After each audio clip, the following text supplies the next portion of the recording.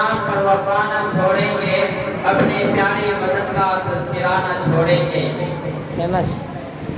آج ہم نونہان عالم ملت اپنے مدرسے میں ہندوستان کا آزادی کا جشن منانے کے لیے جمع ہوئے ہیں۔ ہم کو یہ آزادی کیسے حاصل ہوئی اس کے بارے میں جاننا بھی ضروری ہے۔ ہم نے آزادی سے پہلے کا زمانہ نہیں دیکھا، مگر آزادی کی تاریخ اپنے بزرگوں اور اپنے اساتذہ سے یہ سنتے آ رہے ہیں۔ ایک طرف اسکول کالجوں میں آزادی کی تاریخ پڑھائی جاتی ہے، جس میں بتایا جاتا ہے کہ 1947 عیسوی سے پہلے ہندوستان انگریزوں کا غلام تھا، اور شاہ عبد العزیز دہلوی رحمۃ اللہ علیہ جیسے علماء کرام اور دوسرے برادران وطن نے آزادی کی تحریک چلائی، سترہ گرہ کیا ہندو مسلم سکھ عیسائی سب نے مل کر آزادی میں حصہ لیا، تب جا کر ہمارا بھارت آزاد ہوا۔ تھوڑے آرام سے میرے دوستو، اس تاریخ میں کہیں مسلمان اور لیڈروں کا نام نہیں آتا، بہت ہوتا ہے تو مولانا عبدالکلام کا نام آ جاتا ہے، جبکہ حقیقت ہے کہ ہندوستان کو ظالم انگریزوں سے آزاد کرانے میں سب سے پہلے جس قوم نے قربانی دی ہے وہ مسلمان قوم ہے۔ میں آپ کو بتا دوں کہ آزادی کے لیے انگریزوں کے خلاف سب سے پہلے جو ثبوت نے تلوار اٹھائی ہے وہ صوبہ بنگال کے نواب سراج الدولہ تھے۔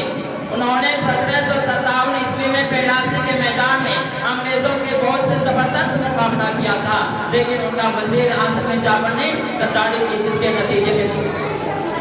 سلطان ٹیپو شہید ہو گئے۔ پھر میسور کے سراج الدولہ شہید ہو گئی۔ پھر میسور کے سلطان ٹیپو نے ہر جگہ انگریزوں سے جم کر مقابلہ کیا، ہر لڑائی میں انگریزوں کو ہرایا، لیکن آخر جنگ میں ان کا وزیر اعظم میر صادق نے غداری کی، جس کے نتیجے میں سلطان ٹیپو بھی 1799 عیسوی میں شہید ہو گئی۔ اس کے بعد علماء حق نے سب سے پہلے حضرت شاہ عبد اللہ محمد دہلوی رحمۃ اللہ علیہ نے جہاد کا حدیث کا بیان بجایا۔ پھر ان کے شہنشاہ حضرت شاہ عبد العزیز دہلوی نے جہاد کا فتویٰ دیا تو سید احمد شہید رائے بریلوی مولانا شاہ اسماعیل نے زبردست لڑائی کی، مسلمانوں نے کھل کر ان کا ساتھ دیا، لیکن 1831 عیسوی میں یہ حضرات بھی موجودہ پاکستان کے شہر بالاکوٹ میں شہید ہو گئے۔ پھر حضرت حاجی امداد اللہ مہاجر مکی رحمۃ اللہ علیہ، حضرت مولانا قاسم نقوی، حضرت مولانا رشید احمد گنگوئی، حضرت حافظ ضامن شہید رحمۃ اللہ علیہ جیسے بزرگوں کی قیادت میں 1857 کے انقلاب ہوا، لیکن اللہ نے ہندوستان کی قسمت میں ابھی بھی غلامی لکھی تھی، اس لیے انقلاب ناکام ہو گیا اور انگریزوں نے مسلمان علماء کرام کو پکڑ کر پھانسی دینی شروع کر دی۔ 2000 علماء کرام کو پھانسی دی گئی، 50,000 مسلمانوں کو قتل کیا گیا، لاکھوں کو بے گھر کیا گیا۔ میرے دوستو، میں آپ لوگوں کو ایک مستند تاریخ سے اور آپ سے لی گئی سچی کہانی سنا رہا ہوں، ایک لمبی تاریخ کو مختصر طور پر بیان کر رہا ہوں، تاکہ ہم اپنے اسلاف کے کارناموں کو جان کر فخر سے کہیں کہ ہندوستان کے سرزمین پر ہمارا پورا حق ہے، ہمارے بزرگوں کی امانت ہے۔ کس عیسائی نے کیا یہ خود کہا ہے، وہ کسی اور ہوگی جن کو سن کر نیند آتی ہے، وہ کسی اور ہوگی جن کو سن کر نیند آتی ہے، مگر سچی کہانی سے عمل بیدار ہوتا ہے۔ انقلاب 1857 کے بعد 1866 عیسوی میں حضرت مولانا قاسم نقوی رحمۃ اللہ علیہ نے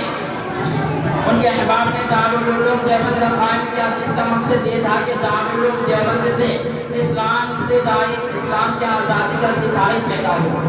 دارالعلوم دیوبند سے اسلام کی آزادی کا سپاہی پیدا ہو، لہذا دارالعلوم دیوبند تحریک آزادی کا سب سے پہلا اور بڑا مرکز بن گیا۔ شیخ الہند حضرت مولانا محمود حسن دیوبندی اس کے روح العلماء تھے، جنہوں نے تحریک ریشمی جماعت کی بنیاد ڈالی، جس کا بنیادی مقصد یہ تھا کہ ایک متعینہ تاریخ اندرون ملک میں بیرون ملک سے حملہ کرنا تھا، تاکہ انگریز مقامی کتاب میں نہ لا کر میدان چھوڑ کرنے پر مجبور ہو جائے۔ شیخ الاسلام حضرت مولانا حسین احمد مدنی، مولانا عبید اللہ سندھی تحریک میں اہم رول ادا کر رہے تھے۔ میرے دوستو، دارالعلوم دیوبند کے سپورٹوں نے وطن سے سچی محبت کا ثبوت دیا اور جمعیت العلماء ہند قائم کر کے تحریک آزادی میں زبردست حصہ لیا۔ جیل گئے، بلا وطن ہوئے، شہید ہوئے، لیکن اپنا قدم پیچھے نہیں ہٹایا۔ آج کل انگریزوں کا نام سب لیتے ہیں، لیکن جمعیت العلماء ہند کو بھول جاتے ہیں۔ مہاتما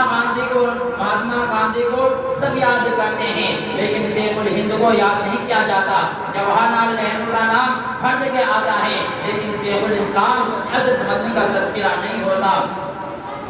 اس لیے میرے دوستوں ہم کو آزادی کی تاریخ سے ہر حال میں واقف ہونا ضروری ہے تاکہ 15 اگست کا جشن اپنے اسباب اور دستیاب کے ساتھ منائیں اور اپنے کو ہندوستانی مسلمان کہیں۔ اس لیے سبھی آزاد کہہ دیجیے ہندوستان